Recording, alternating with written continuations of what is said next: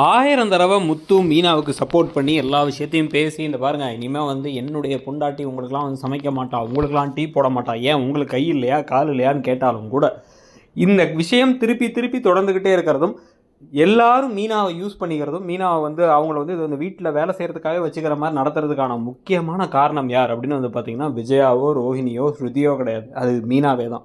மீனா திரும்ப திரும்ப தன்னுடைய சுயமரியாதையை விட்டு கொடுத்து என்னங்க நீங்கள் பரவாயில்ல ரூம் இல்லைன்னா என்ன வானத்தில் படுத்து மாடியில் படுத்து வானத்தை பார்க்கலாம், இல்லை சமையல் செய்கிறதுல என்ன குறைஞ்சிட போகிறேன், நான் செஞ்சுக்கிறேன், நீங்கள் சும்மா இருங்க, நீங்கள் தேவையில்லாமல் சண்டை போடாதீங்க, அப்புறம் நீங்கள் போன அப்புறம் உங்கள் அம்மா தான் திட்டுவாங்க அப்படின்னு வசனமும் சப்பக்கட்டுமா கட்டி கட்டி தன்னுடைய தன்மானத்தை இழந்துகிட்டே இருக்காங்க. இந்த தடவை ஒரு பெரிய பிரச்சனை நடந்து இனிமேல் வந்து என் பொண்டாட்டி உங்களுக்குலாம் சமைக்க மாட்டான்னு சொன்னதுக்கு பிறகாச்சும் மீனா வந்து ஒரு முடிவு எடுத்து இனிமேல் நான் யாருக்கும் எக்ஸ்ட்ராலாம் சமைக்க மாட்டேன், அவங்கவுங்களுக்கு வேணால் அவங்க பார்த்துக்கோங்கன்னு சொல்லணும்னு தோணுது. உங்களுக்கு என்ன தோணுதுங்கிறத சொல்லுங்கள். தேங்க்யூ.